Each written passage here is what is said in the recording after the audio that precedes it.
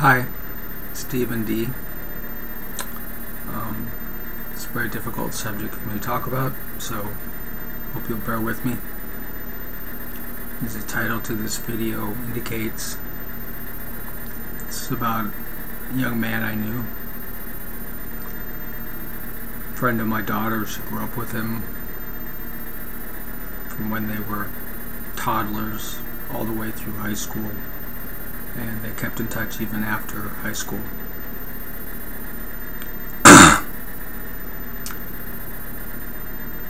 And I became friends with his family. His name was Tommy, and he died at the age of 21 on December 2nd.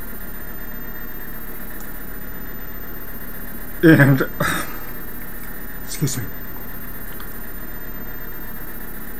And there wasn't a lot,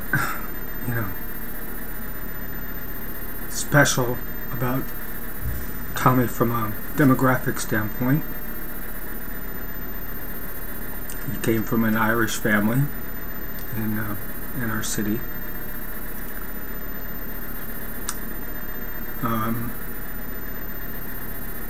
We live in a suburb of that city. Has a pretty decent school program. So, and his parents, were both employed. His mother stopped employment for a while she was raising her children. And in particular, she stopped because of Tommy's particular situation. Because even though Tommy wasn't special in terms of demographics, he was a young white man, young white boy,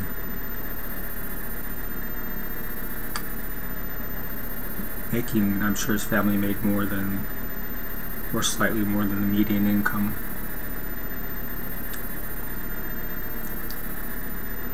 He had something that many other children don't have.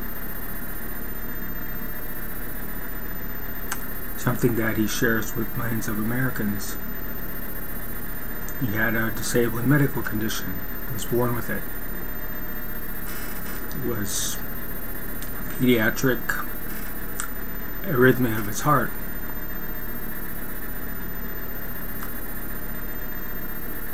I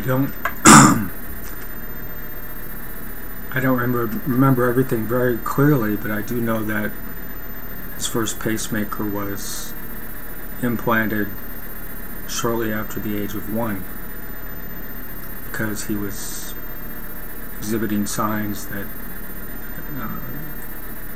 indicated he had a problem, and they ran the tests and they found his heartbeat was irregular. And since that time, since that first pacemaker, he's had, I think, or had 3 or 4 surgeries, because as children grow, pacemakers have to be replaced, because what's suitable for an infant or toddler is not suitable for pre-adolescent, and what's suitable for pre-adolescent is not suitable for an adolescent, and what's suitable for an adolescent is not suitable for an adult. And pacemakers also are not designed to last forever. So he and his family grew up with the knowledge that his life was at risk every day.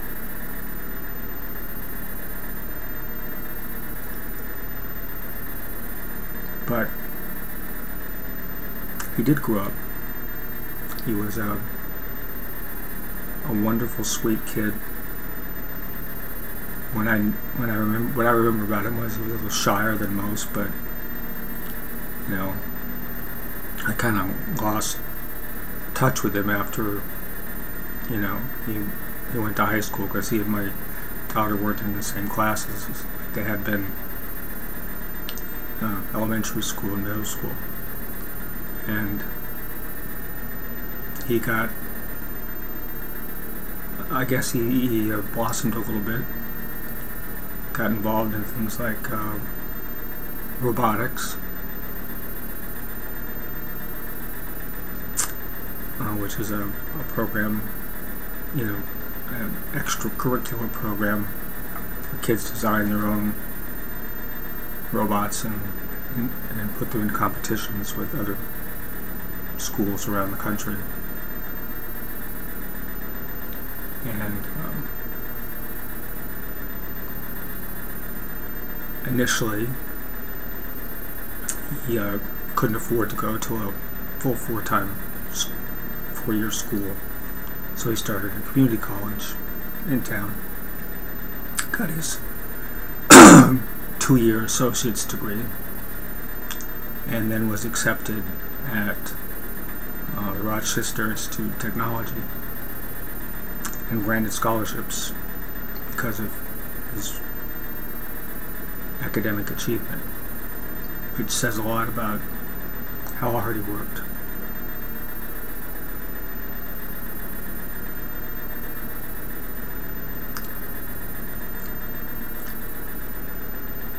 And on December 2nd, he died. Pacemakers are designed to, if you don't know what they do, if your heart rate is irregular or too slow, the pacemaker, keeps track of that and will send an electrical impulse. Normally our bodies have an internal system, a nerve that monitors the heart and regulates its beat. But for people born with various types of heart conditions, such as Tommy had, they suffer irregular heartbeats, and sometimes if the beats don't happen often enough, they can faint and even die.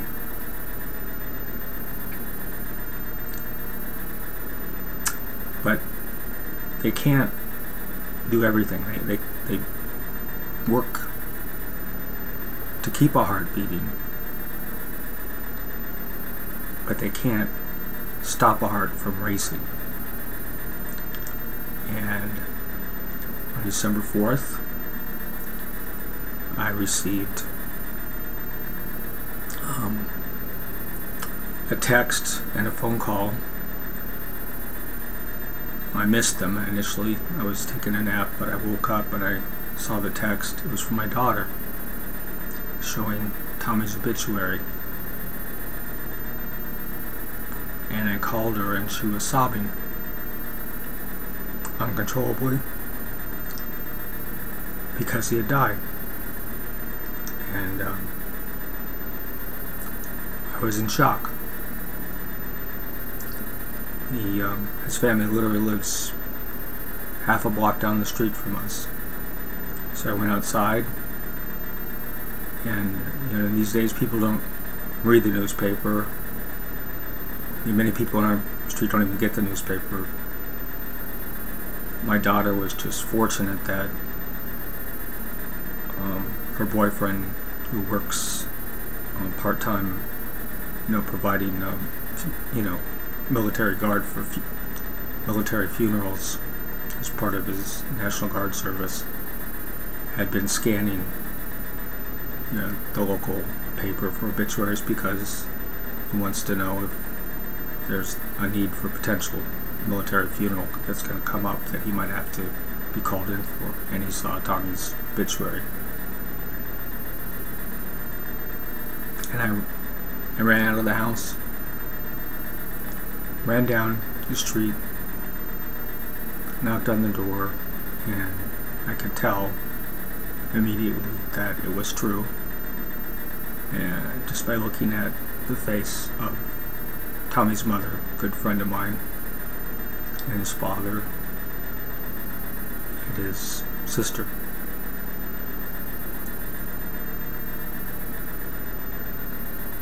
So I haven't been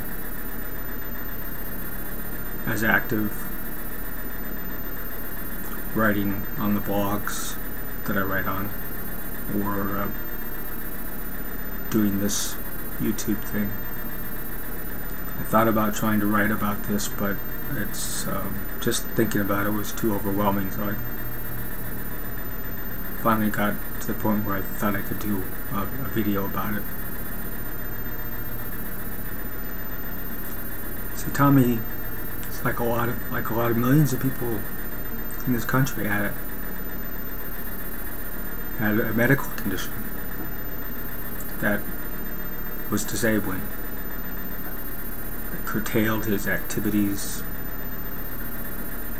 and in his case was a constant threat to his life. And they believe he died because, not because the pacemaker failed, it didn't. It did what it was supposed to do. But it, like I said, it couldn't stop his heart from racing, and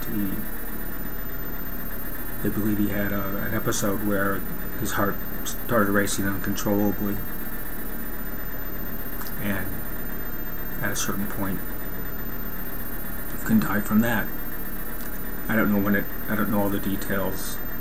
I don't know if he was taking any medication for that. I don't know if he'd had episodes previously of a racing heartbeat. I don't know. I just knew about the pacemaker and the reason for it.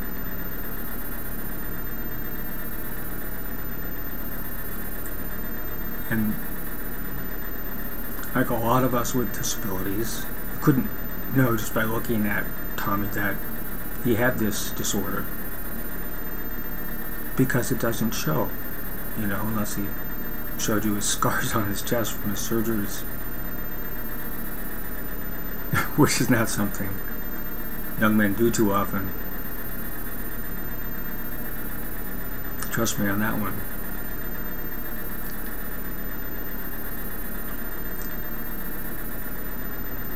Now, I don't know. I know that his parents had health insurance. I don't know how well it covered his condition. I did do a little research, and ever since Medicaid was first implemented,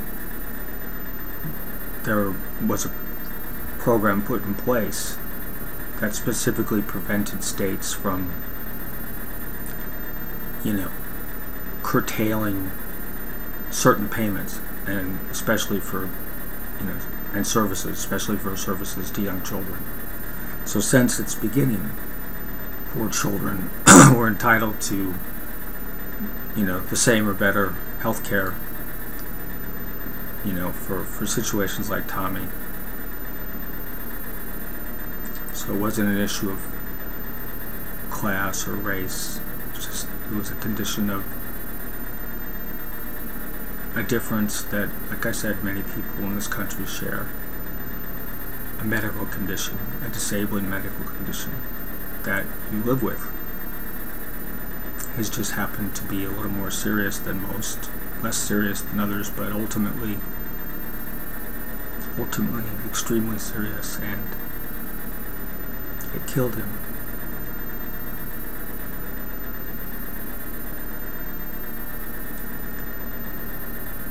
Now, I don't know if we'd had a better healthcare system in place, if he could have gotten better care. I do know his parents had to spend a lot of money in excess of what their healthcare, insurance provided. That was one of the issues they dealt with. And also because his mother stopped work, so that, because she was afraid, she wanted to always, keep track of him when he was younger. She and his father, and over the years, I imagine the fear lessened a little bit as he grew older, but every time he had to have a surgery, the fear was back that they might lose him. And they didn't. he grew up. So this wasn't expected.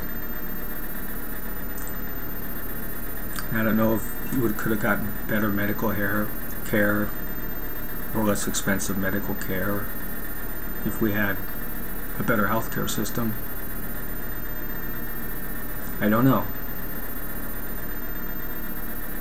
I do know that millions of people in this country suffer needlessly because we don't have a very good healthcare system. We're prevented from receiving the best treatment because insurance companies, even under the Affordable Care Act,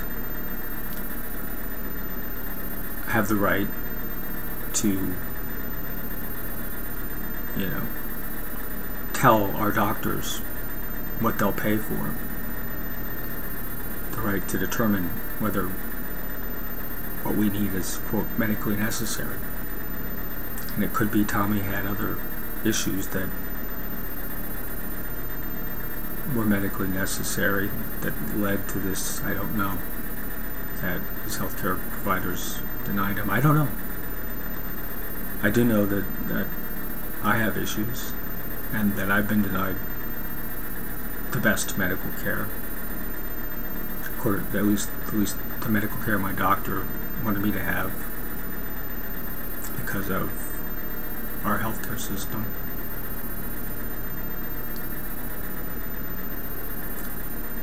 And yesterday I was surfing the internet trying to distract myself from a lot of this depression I've fallen into, particularly since Tommy's death. Probably hit me harder than it would in a normal year. This has been such an awful year for so many of us. And there was a video that Jimmy Dore did, and it showed then candidate Senator Obama, when he was running for president, discussing his health care plans, discussing what he supported, discussing why his plan was better than the one being proposed by his opponent, Hillary Clinton, because he supported single-payer health care. It was in a speech on YouTube that Jimmy Dore found before a group of with union members. President Obama, before he became president, was saying, "I support single-payer health care, and that's what you'll get from me when I get in office, and if you give me the Senate and the House," because he specifically referenced that we don't just need to capture and hold on to the presidency, but we need control over the legislature. And he got all those things, and we didn't get single-payer health care, did we? We didn't get what he promised, something that would benefit a lot of people. I don't know if it would have benefited Tommy, but it might have. I do know it would benefit a lot of people today. I do know there are people that are still not insured or underinsured because the programs that they have large deductibles that they have to go out of pocket for, and so they often don't go see the doctor when they have problems. I imagine Tommy was, since he was 21, he was still under his parents' health care coverage thanks to the Affordable Care Act. But I don't know what their insurance provided. I know that he was probably due for another pacemaker surgery within the next 5 years or so.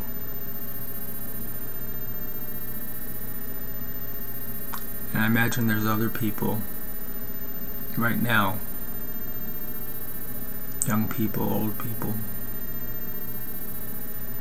who need services they're not getting.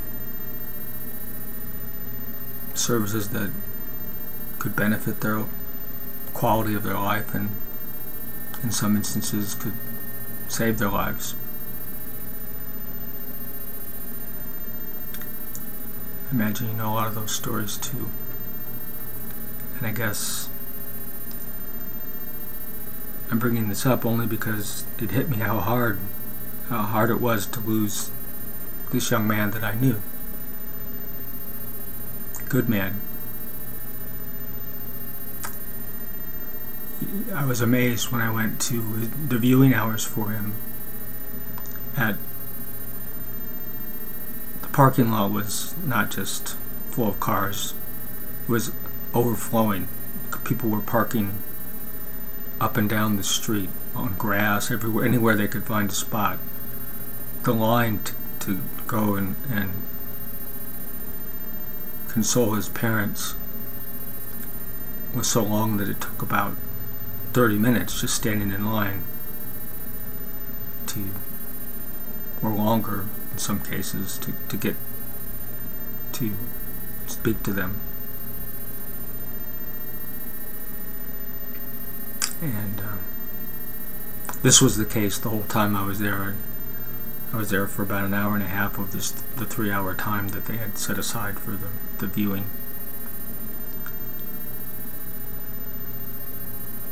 And I don't know if you have ever known anybody who's lost a child, whether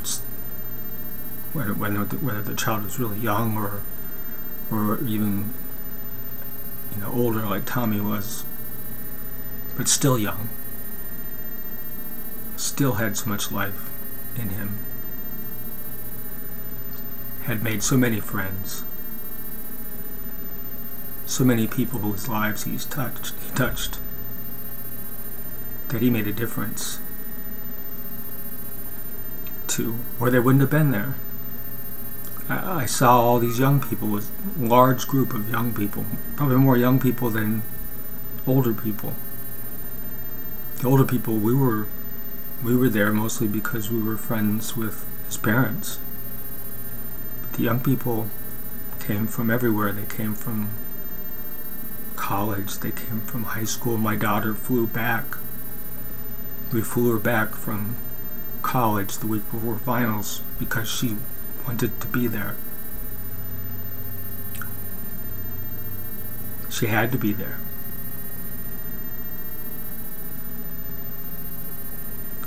And I know people, young men and women, die every day. I know that even in this very city I live in, young African American man, the same week Tommy died, was shot, murdered. Promising young man, gifted young man. I know that because his death made the news, as it should, and that was a tragedy. And I can't compare the two. I can't compare the feelings of African American parents for the lives of their children to the fear that Tommy's parents felt. All I know is that our government has failed all of us. The one thing about having a disabling medical condition is it's fair, as the Joker would say. I'm quoting from the Dark Knight movie, but it's fair in the sense that it strikes people, medical conditions that are disabling, to strike people of all ages, all races, all genders,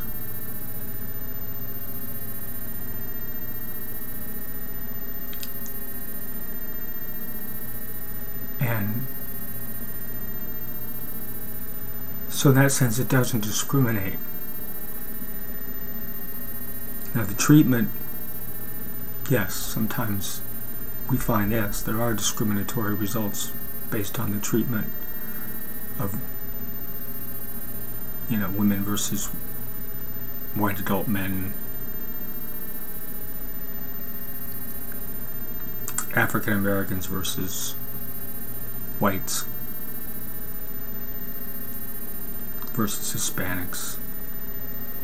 Differences because of social class, socioeconomic class. The more money you make, the better health care you can afford or that is provided to you. But the condition itself, it hits everybody, all types of Americans, bigoted Americans, racist Americans, good and decent and caring and loving Americans, people who are sociopaths and people who are saints.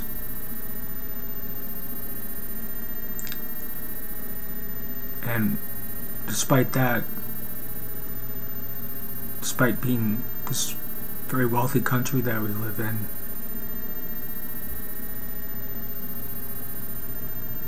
we've chosen a system that discriminates against people based on how much money they earn.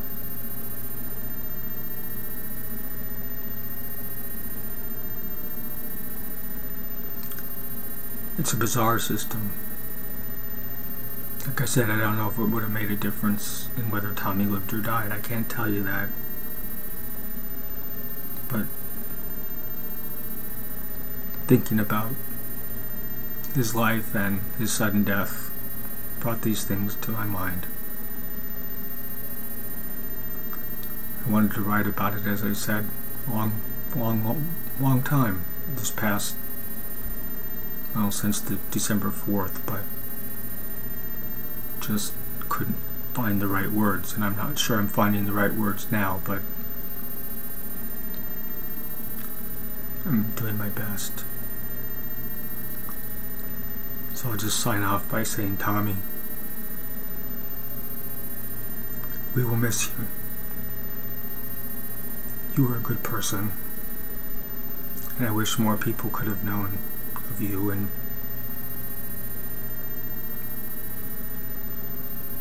I just wish you were still with us. Stephen D. Saying goodbye.